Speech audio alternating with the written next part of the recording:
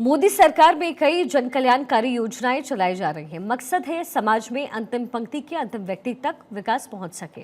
बिजली, पानी, सड़क, शिक्षा, आवास, स्वास्थ्य जैसी मूलभूत सुविधाएं हर किसी के हिस्से में नसीब हो। कई योजनाओं ने तो लोगों के जीवन में 360 डिग्री का परिवर्तन लाया है। मोदी सरकार की इन योजनाओं को लेकर के देश का मुसलमान क्या सोचता है और इन योजनाओं को लेकर के देश के मुसलमानों का सियासी मूड क्या है? प्रधानमंत्री मोदी के सबका साथ सबका विकास से कितने प्रभावित है मुस्लिम मतदाता? मुसलमानों तक कितनी पहुंची केंद्र सरकार की योजनाएं? भारत 24 आपके लिए लेकर आया है इन तमाम सवालों के जवाब। तो आइए शुरू करते हैं हमारा खास शो मोदी मुल्क और मुसलमान।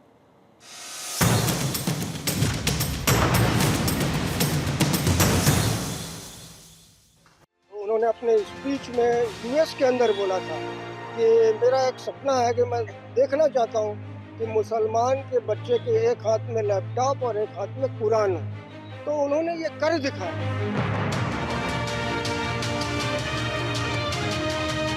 हम सबकी तो खुशनसीबी है कि मोदी जी हमारे सांसद और देश के प्रधानमंत्री और विश्व के नेता हैं। मैं तो अयोध्या में बैठा हूँ, आप लोग मुझसे बाइट ले रहे हैं, मैं सुरक्षित महसूस कर रहा हूँ, फख्र महसूस कर रहा हूँ। न दूरी है न खाई है, मोदी योगी हमारा भाई है।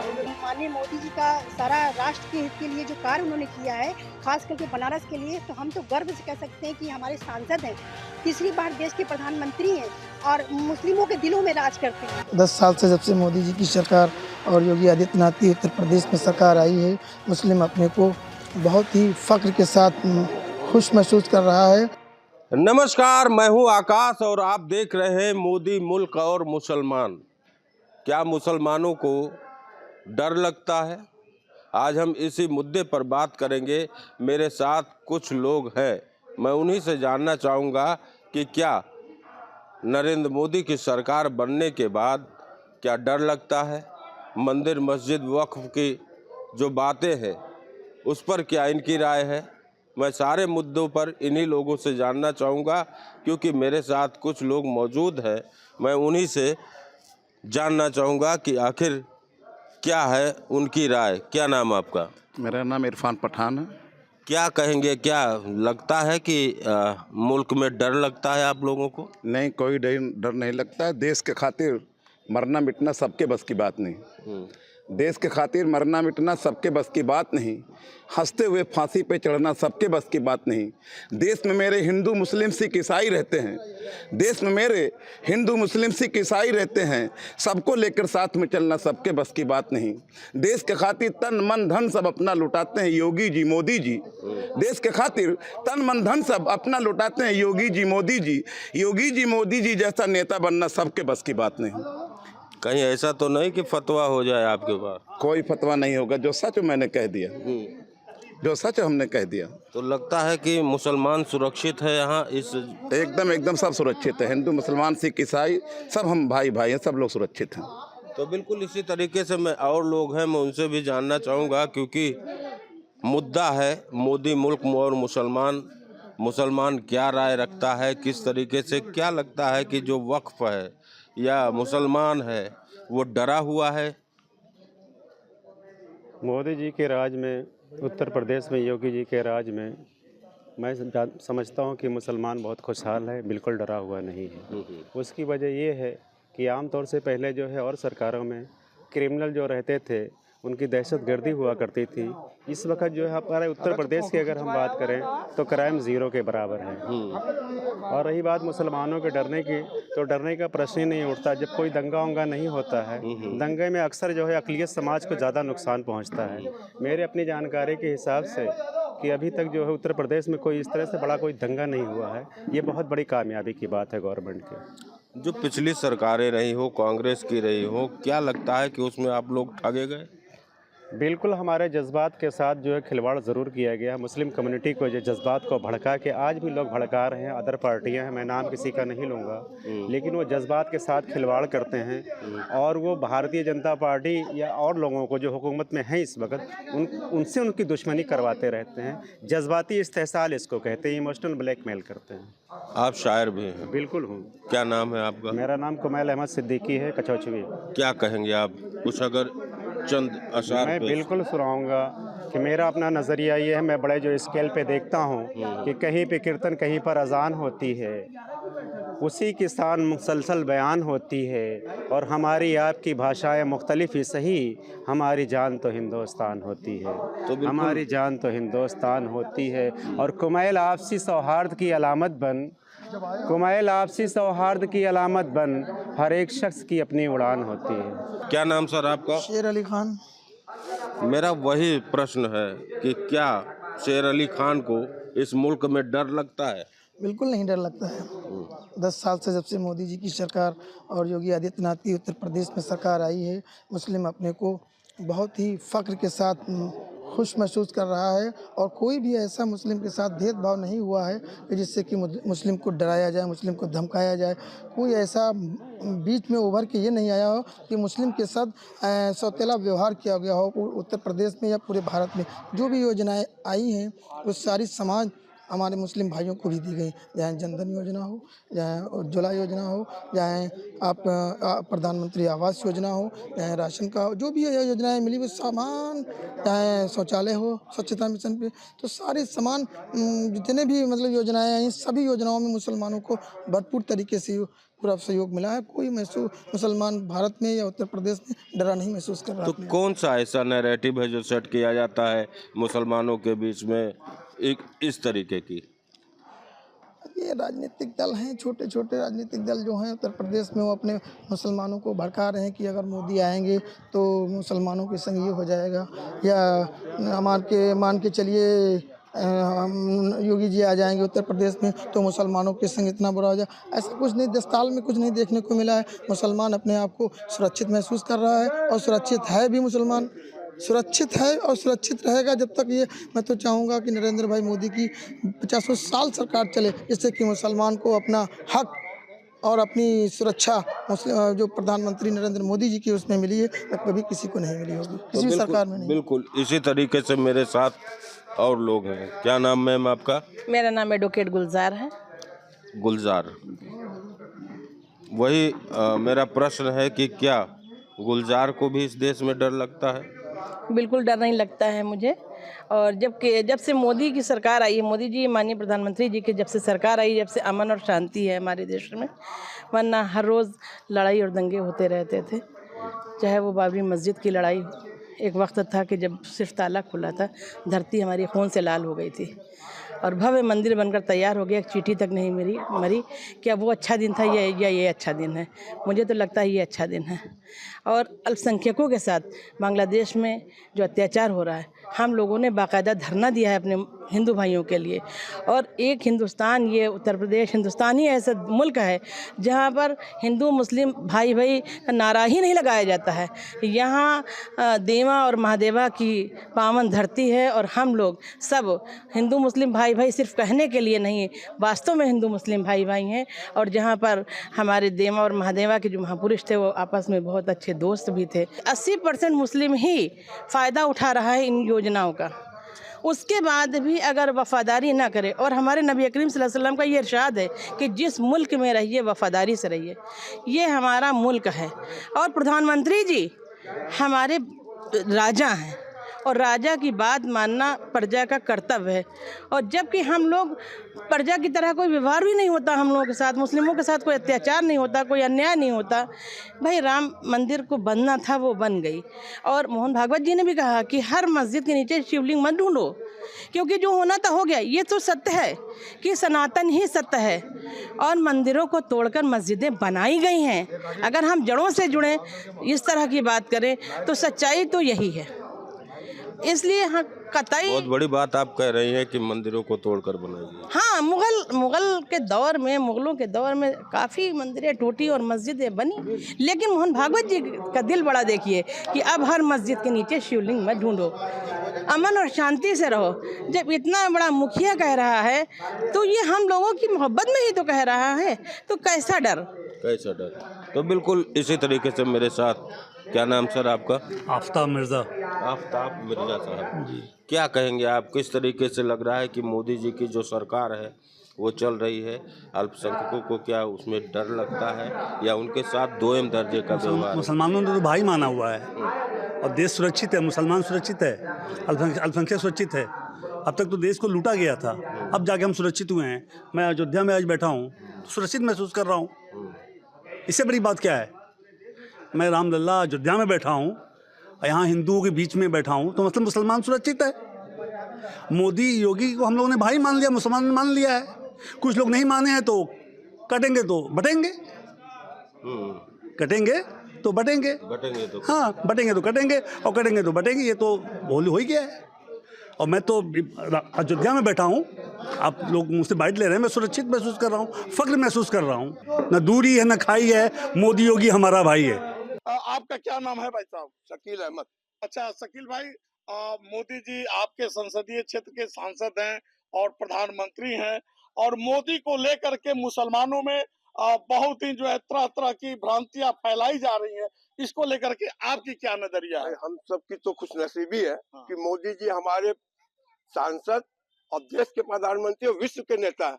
ये तो हम लोग के लिए बहुत ही खुशी की बात है। और रह गया जो बातें करते हैं वो लोग विपक्ष के हैं और वो हमेशा से नेगेटिव बातें करते हैं।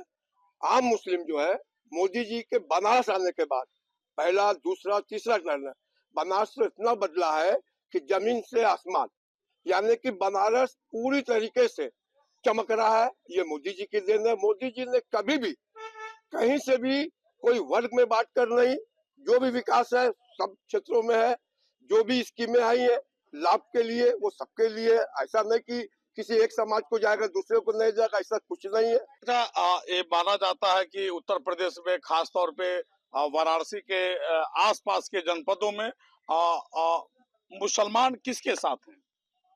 देखिए ऐसा है कि एक जो शुरू से एक सोच है कुछ दलों की, वो हमेशा से मुस्लिम समाज में भाजपा के खिलाफ एक मुहिम चलाते हैं कि ये आएंगे तो ऐसा हो जाएगा, ये आएंगे तो वैसा हो जाएगा, इसलिए समाज बढ़ता है। मगर आज भाजपा की सरकार है और पिछले तीसरी बार है, कहीं से ऐसा कुछ नहीं, प्रदेश में ना कहीं दंगा हो रहा है, भयमुक्त समाज है।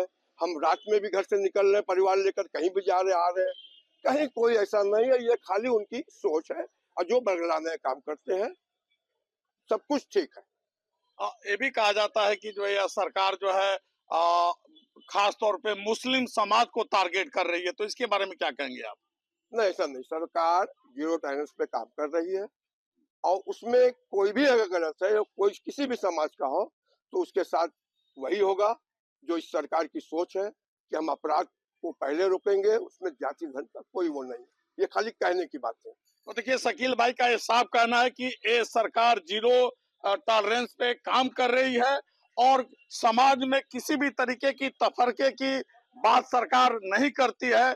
आइए जानते हैं, हमारे बीच कुछ बहनें हैं और इनसे भी हम जानना चाहेंगे कि धारा 370 और 3 तलाक को लेकर के क्या कुछ इनके मन में चल रहा है। आपका नाम क्या है? मेरा नाम हुमा बानू है। अच्छा। मैं काशी की रहने वाली जी हूँ। हुमा जी, ये बताइए कि जो मोदी सरकार का 3 तलाक का फैसला रहा और कैसा रहा आपके जो है माइनॉरिटी में महिलाओं को लेकर के, इसमें क्या ख्यालात हैं आपके? ये माइनॉरिटी में जो मुस्लिम समाज के लिए कुप्रथा का अंत है, ये एक सम्मानित फैसला था। आज तलाक के केसेस काफ़ी कम हो गए। हमें खुल के जीने का मौका मिला, हमें समान अधिकार मिले। जो घरों में हम दबे कुचले रहते थे, हमें जीने का मौका मिला। इससे बढ़ के हम सम्मानित क्या हो सकता है कि मुसलमान महिलाओं को सम्मान मिला। तो क्या महिलाएं अब अपने को स्वतंत्र महसूस कर रही हैं? बिल्कुल, सुरक्षित भी और स्वतंत्र भी महसूस कर रही हैं और उनको और मतलब हमें आगे बढ़ने का मौका भी मिल रहा है। जैसे किसी चीज़ में हमें आगे बढ़ना हो, तो माननीय मोदी जी के सपोर्ट से हम आगे क्लियर चलते चले जा रहे हैं, बढ़ते चले जा रहे हैं। चाहे आप काशी को देख लीजिए, सुंदर काशी, स्वच्छ काशी।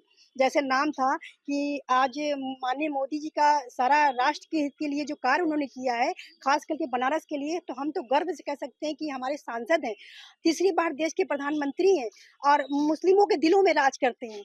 ये हमारा एक नारा, मुस्लिम, मोदी, मुसलमान, तो वो सही है। सबका साथ, सबका विकास, सबका विश्वास को लेकर उन्होंने दिल जीता है, खास करके मुस्लिम बहनों का।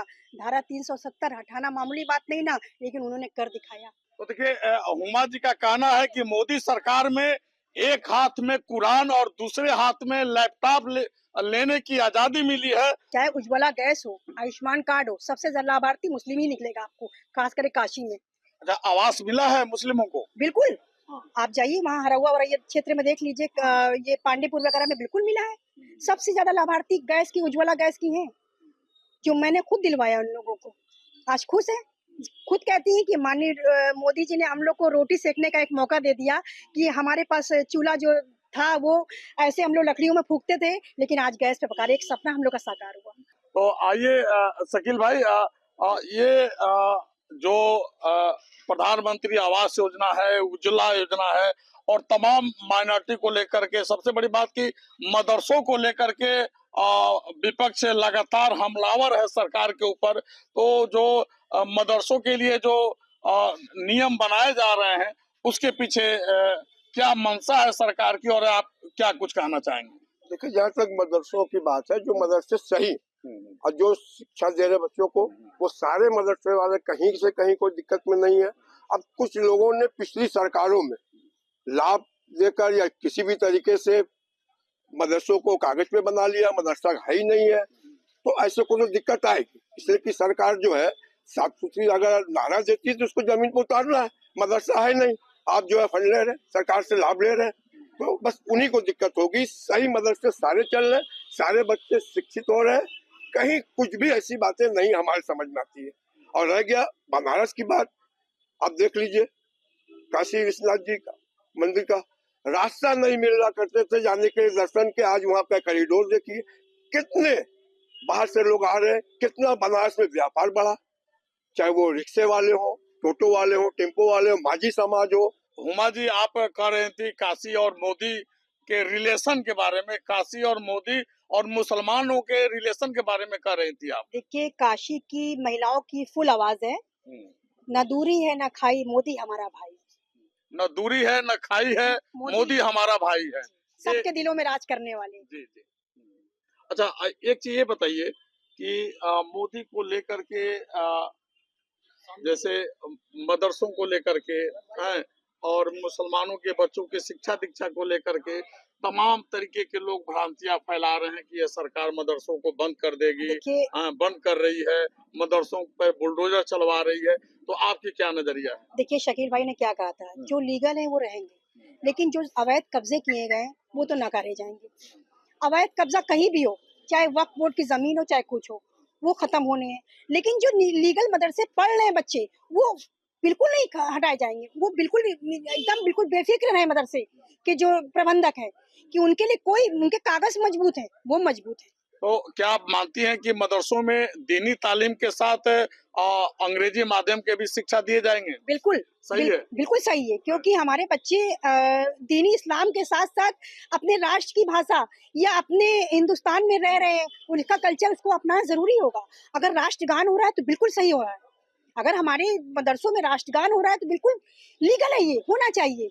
सबको मालूम होना चाहिए सावधान क्या होता है, ये राष्ट्रगान क्या है, राष्ट्र की कदर ये राष्ट्र का गान है क्या, तो बिल्कुल लागू होना चाहिए। ये तो हम कहेंगे कि मदरसे वालों को ये मानना होगा कि आपको जब दीन इस्लाम के साथ साथ आप दीजिए तरबियत, लेकिन उसके हिसाब बच्चों को अंग्रेजी, गणित, हिंदी सब आना चाहिए। बच्चे दुनिया देखें, हिंदुस्तान के अंदर रह रहे हैं और उनका लीगल मदरसा रहेगा, ये भयभीत ना हो। ये माननीय मोदी जी, योगी जी कहना है कि भयभीत ना हो, माहौल खराब कर रहे हो तुम, अंदर होगे। अपराधी, आज जो अपराधी जो थे, गढ़ बना था, खत्म हो रहा है। ये एक जान के नहीं कि मुसलमान मारे जा रहे हैं, ये सोच समझ जो लोग, इन लोगों के दिल में, दिमाग में मुसलमानों के भयभीत किया जा रहा है कि नहीं मुसलमान डरो, ऐसा कुछ नहीं है। आप खुल के जी रहे हो, लाभ ले रहे हो योजनाओं का, किसके लिए? इन्हीं सरकार में। तो देखिए, हुमा जी का साफ कहना है कि मोदी सरकार में मुसलमान खुल करके सांस ले रहा है।